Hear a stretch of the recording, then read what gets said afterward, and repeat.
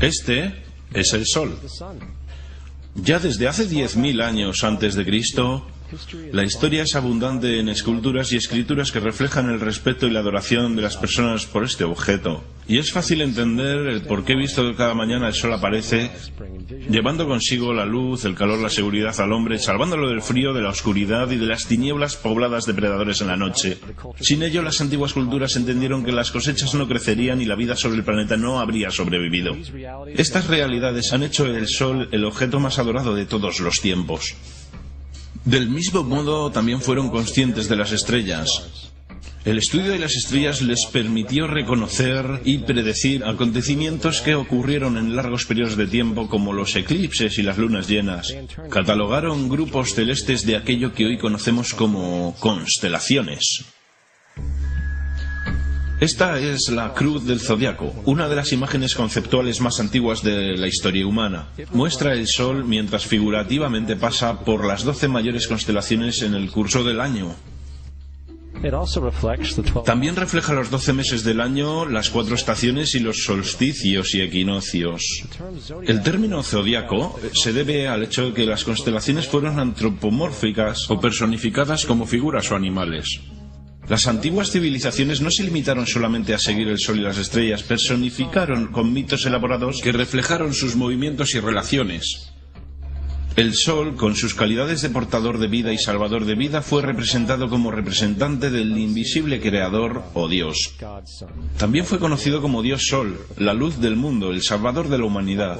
Del mismo modo, las 12 constelaciones representaron los sitios que Dios Sol visitó y fueron identificados por el nombre, generalmente representando sucesos naturales que ocurrían durante este periodo del año. Por ejemplo, Acuario, el portador del agua que traía las lluvias primaverales.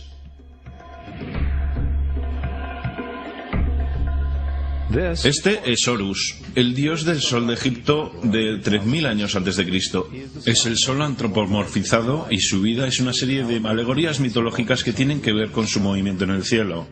Gracias a los antiguos jeroglíficos egipcios sabemos mucho sobre este mesías solar. Por ejemplo, Horus, siendo el sol o la luz, tuvo a un enemigo conocido como Set, y Set fue la personificación de la oscuridad o la noche. Y metafóricamente hablando, cada mañana Horus vencía la batalla contra Set, mientras que al atardecer Set vencía sobre Horus mandándolo al mundo subterráneo. Es importante notar que oscuridad contra luz o bueno contra lo malo siempre ha sido una de las dualidades mitológicas más conocidas y es expresada hoy día de muchos modos. Hablando en general, la historia de Horus es como sigue. Horus nació el 25 de diciembre de la Virgen Isis Meri. Su nacimiento fue acompañado por una estrella en el este, que a su vez 3 reyes siguieron para encontrar y adorar al nuevo Salvador. A la edad de 12 años fue un niño maestro, y a los 30 años fue bautizado por una figura conocida Anub y empezó así su ministerio. Horus tuvo 12 discípulos que viajaron con él. Hizo milagros como curar a los enfermos y caminar sobre el agua. Horus fue conocido por muchos hombres como la Verdad, Luz, el Sagrado Hijo de Dios, el Buen Pastor, el Cordero de Dios y muchos otros. Después de haber sido traicionado por Tifón, Horus fue crucificado, enterrado por 3 días y después resucitó. Estas cualidades originales de Horus al menos parecen permanecer en muchas culturas en el mundo, puesto que aparecen en muchas otras divinidades generalmente con la misma estructura mitológica. Atis de Frigia, nacido por la Virgen Nana el 25 de diciembre, crucificado y enterrado y después de 3 días resucitó. Krishna de la India, nacido de la Virgen de Baki con una estrella del este que señaló su llegada, hizo milagros con sus discípulos y a su muerte resucitó.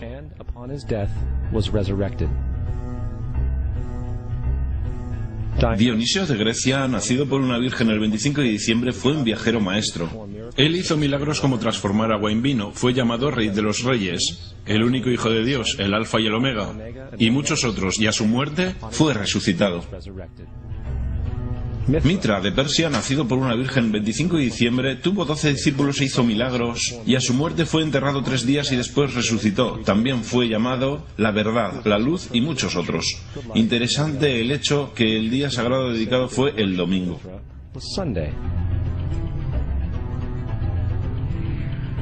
La evidencia es que ha habido numerosos salvadores en diferentes periodos en todo el mundo que tienen las mismas características. La pregunta que queda es, ¿por qué estas características? ¿Por qué nacidos de una virgen el 25 de diciembre? ¿Por qué muerto por 3 días e inevitablemente resucitado? ¿Por qué 12 discípulos? Para descubrirlo examinamos el más reciente de los mesías solares. Jesucristo, nacido de la Virgen María el día 25 de diciembre en Belén. Su nacimiento fue anunciado por una estrella en el este que 3 reyes magos siguieron para encontrar y adorar al nuevo Salvador. Fue un niño maestro a la edad de 12 años y a los 30 años fue bautizado por Juan Bautista. Así empezó su ministerio. Jesús tuvo 12 discípulos con los que viajó haciendo milagros como curar a los enfermos, caminar sobre el agua, despertar a los muertos, y también fue reconocido como Rey de Reyes, el Hijo de Dios, la luz del mundo, el Alfa y el Omega, el Cordero de Dios.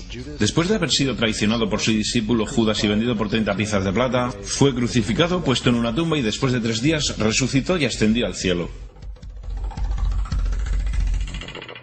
Sobre todo, la secuencia del nacimiento es completamente astrológica. La estrella del este es Sirio, la estrella más luminosa del cielo nocturno que el 24 de diciembre se alinea con las estrellas más brillantes del cinturón de Orión. Estas estrellas son llamadas hoy, como vinieron llamándose en la antigüedad, los 3 reyes. Los 3 reyes y la estrella más luminosa, Sirio. Todas apuntan a un lugar en el que el sol sale el 25 de diciembre. Esto es porque los 3 reyes siguen la estrella del este, con el objetivo de encontrar el lugar del sol naciente, el nacimiento del sol.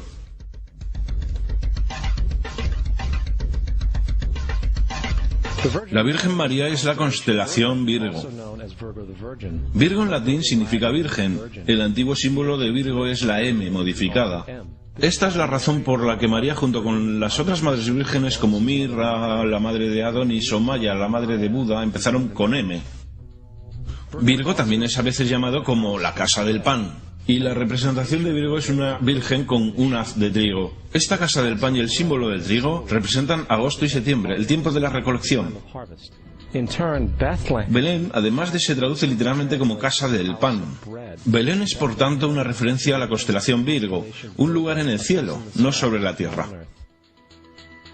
Hay otro fenómeno muy interesante que ocurre el día 25 de diciembre, el solsticio de invierno. Del solsticio veraniego al invernal los días se vuelven más cortos y fríos. Desde la perspectiva del hemisferio norte, el sol parece moverse hacia el sur volviéndose cada vez más pequeño, acortándose los días y llegando el fin de las cosechas. Con su llegada el solsticio invernal simbolizó el proceso de la muerte. Fue la muerte del sol. Antes del 22 de diciembre, la muerte del sol fue observada completamente, y puesto que el sol se mueve hacia el sur continuamente por 6 meses, también es el día en que se encuentra el punto más bajo del cielo. Aquí ocurre una cosa extraña. El sol deja de moverse hacia el sur, al menos por lo que se puede percibir, por 3 días. Durante estos 3 días de pausa, el sol reside en las vecindades de la constelación conocida como Cruz del Sur.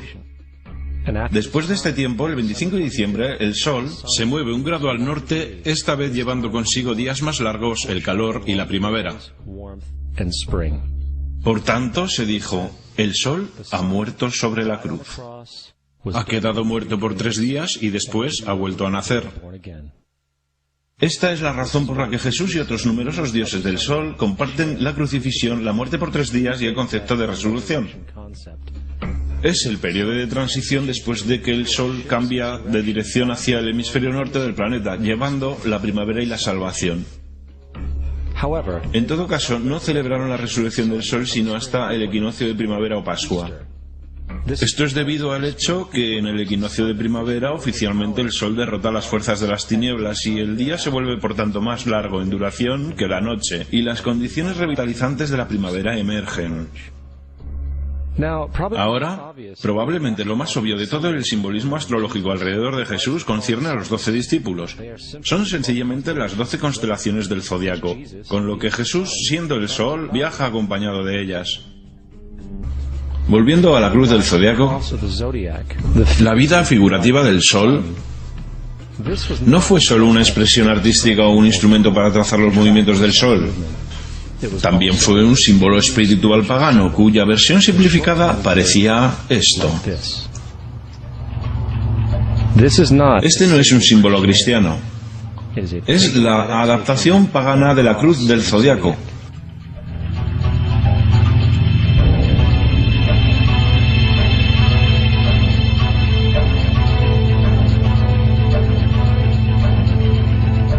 Es por esto que Jesús en el temprano arte oculto es mostrado siempre con su cabeza sobre la cruz. Porque Jesús es el sol, el Dios Sol, la luz del mundo, el Salvador levantado, quien voluntariamente viene otra vez, como cada mañana, la gloria de Dios que protege contra las obras de la oscuridad cuando es nacido otra vez, todas las mañanas, y puede ser visto venir en las nubes, en el cielo, con su corona de espinas o rayos de sol.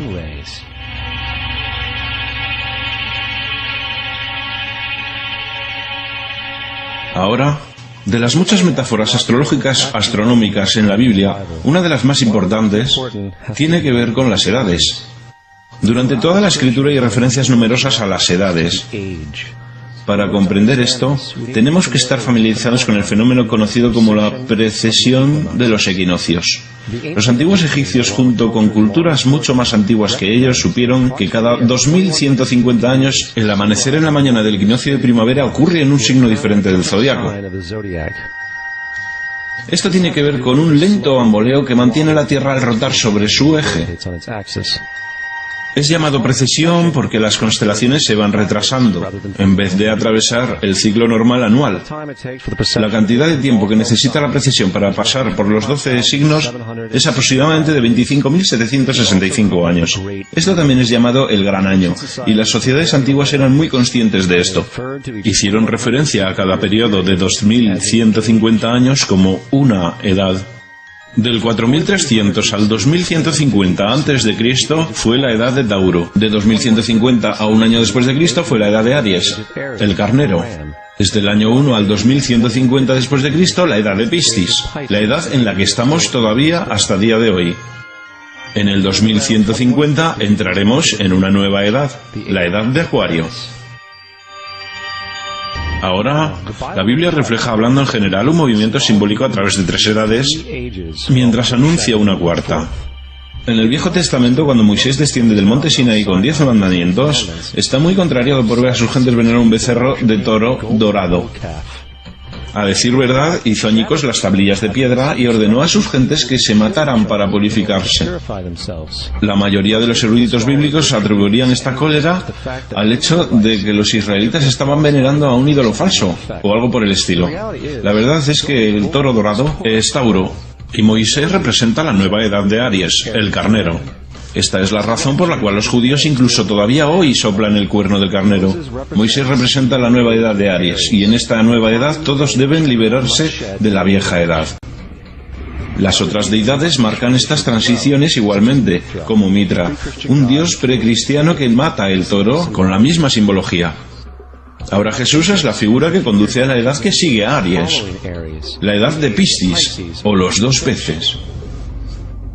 El simbolismo de pez es muy abundante en el Nuevo Testamento, cuando Jesús alimenta a 5.000 personas con pan y 2 peces.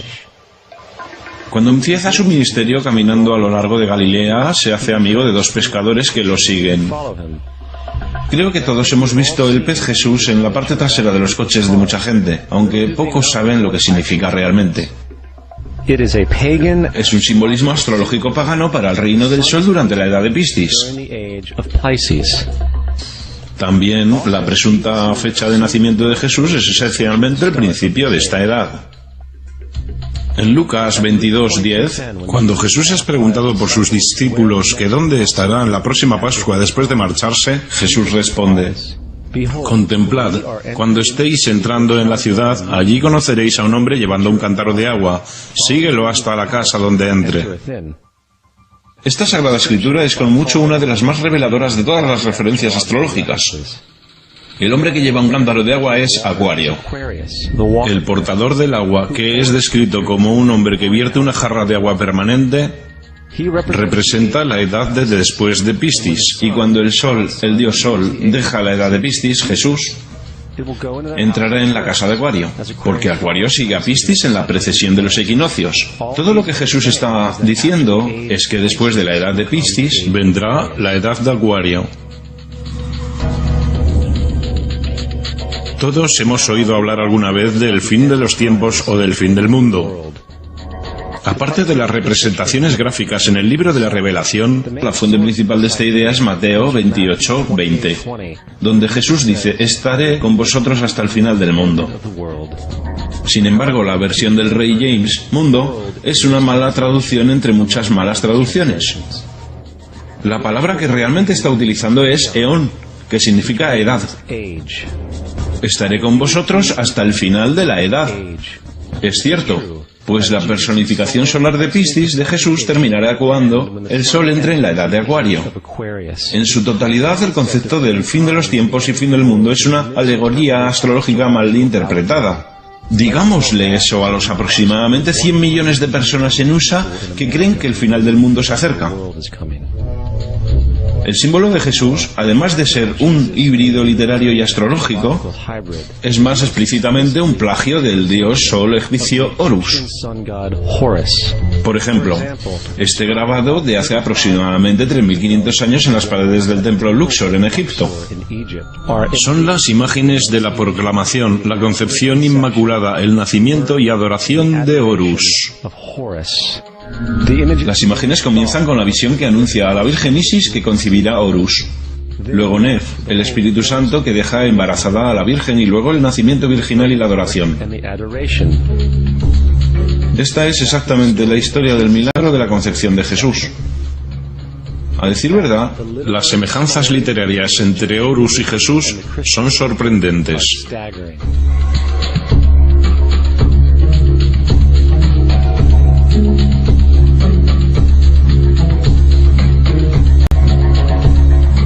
El plagio es continuo. La historia de Noé y el arca de Noé son tomadas directamente de la tradición. El concepto de la gran inundación es ubicuo en todo el mundo antiguo, con más de 200 diversas citas en diversos periodos y épocas. Sin embargo, llegamos a fuentes tan lejanas como la epopeya de Gilgamesh, de origen precristiano, escrito en 2600 a.C. Esta historia habla de una gran inundación ordenada por Dios, un arca de animales salvados sobre él, e incluso el lanzamiento y el regreso de la paloma. Todo esto en común con la historia bíblica, entre muchas otras semejanzas. Y luego hay una historia plagiada de Moisés. Sobre el nacimiento de Moisés se dice que fue puesto en una canasta y dejado a la deriva en un río para evitar el infanticidio. Después fue rescatado por una hija de la realeza y criado por ella como un príncipe. Esta historia del bebé en la canasta fue sacada directamente del mito de Sargón de Acadia alrededor de 2250 a.C. Cuando nació Sargón fue puesto en una canasta para evitar el infanticidio y dejado a la deriva en un río. Fue rescatado y criado por Aquí, una reina matrona. Además, Moisés es conocido como el dador de ley, el dador de 10 mandamientos, la ley mosaica. Sin embargo, la idea de una ley que fue dada por Dios a un profeta sobre una montaña es también muy vieja. Moisés es solo un dador de ley en una larga línea de dadores de ley en una historia mitológica. En India, Mao fue el gran dador de ley. En Creta, Minos subió al monte Dicta, donde Zeus le dio las leyes sagradas. Mientras en Egipto estaba Mises, quien llevó tablas de piedra donde las leyes de Dios fueron escritas. Manu, Minos, Mises, Moisés. Y hasta los 10 mandamientos están sacados literalmente del hechizo 125 del libro de los muertos egipcio. En lo que en el libro de los muertos se leía: no he robado, se convirtió en no robarás; no he matado, se convirtió en no matarás; no he dicho las mentiras, se convirtió en no mentirás, etc. A decir verdad, la religión egipcia es la base fundamental de los principios de la teología judeocristiana.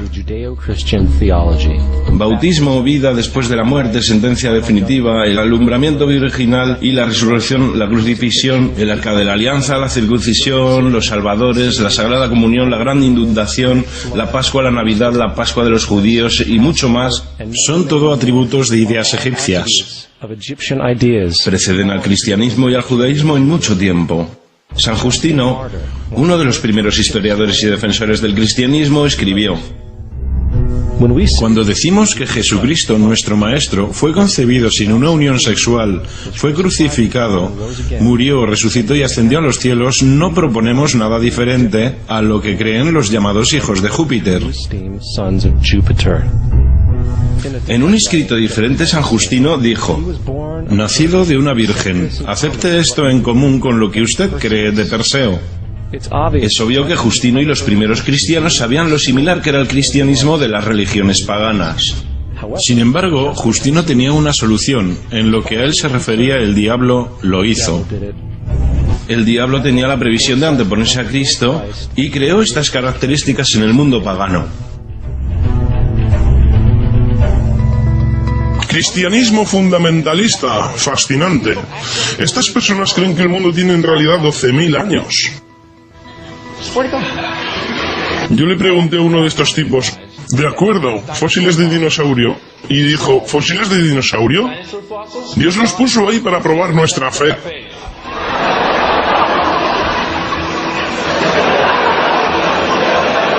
Pienso que Dios te puso aquí para probar mi fe, amigo.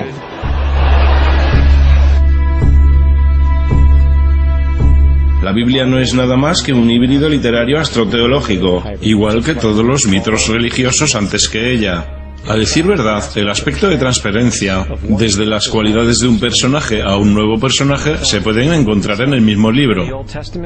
En el Viejo Testamento está la historia de José. José era un prototipo para Jesús. José nació en un parto milagroso. Jesús nació en un parto milagroso. José tenía 12 hermanos. Jesús tenía 12 discípulos. José fue vendido por 20 piezas de plata. Jesús fue vendido por 30 piezas de plata. Hermano Judas sugiere la venta de José. Discípulo Judas sugiere la venta de Jesús. José empezó su trabajo a los 30 años. Jesús empezó su trabajo a los 30 años. Los paralelismos siguen sin parar. Además, ¿hay alguna evidencia histórica no bíblica de alguna persona viviendo con el nombre de Jesús? El hijo de María que viajó con 12 seguidores, sanando a las personas y cosas por el estilo. Hay numerosos historiadores que vivieron alrededor del Mediterráneo, tanto durante como después de la presunta vida de Jesús.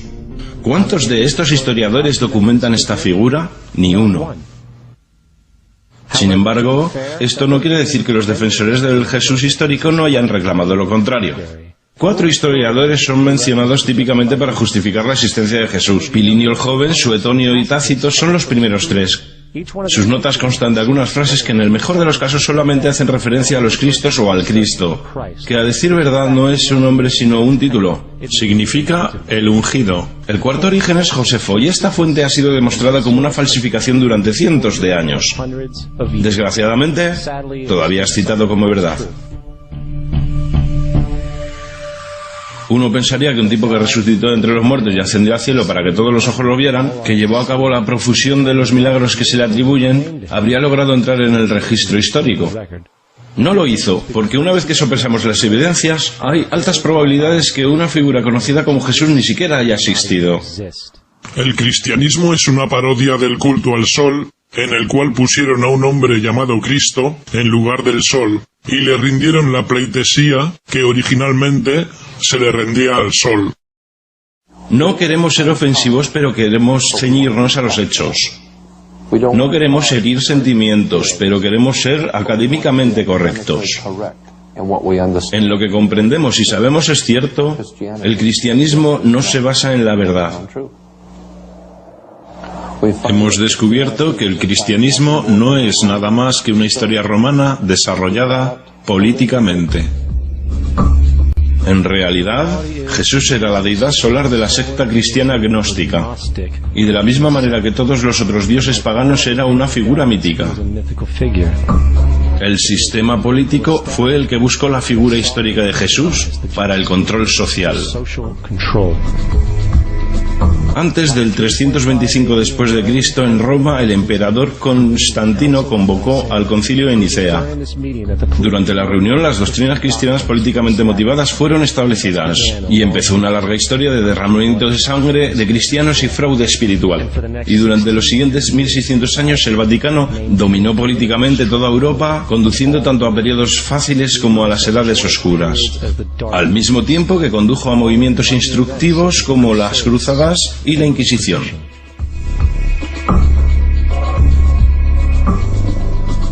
El cristianismo, junto con todos los demás sistemas de creencias, es el fraude de la era. Sirvió para separar la especie del mundo natural y de un individuo a otro, y además respalda la sumisión ciega a la autoridad. Reduce la responsabilidad humana al efecto que Dios lo controla todo, y los crímenes a su vez horribles puedan ser justificados en nombre de la búsqueda divina. Y aún más importante, otorga poderes a aquellos que saben la verdad, pero usan el mito para manipular y controlar sociedades. El mito religioso es el dispositivo de más alcance creado nunca, y sirve como el suelo psicológico sobre el cual pueden prosperar otros mitos.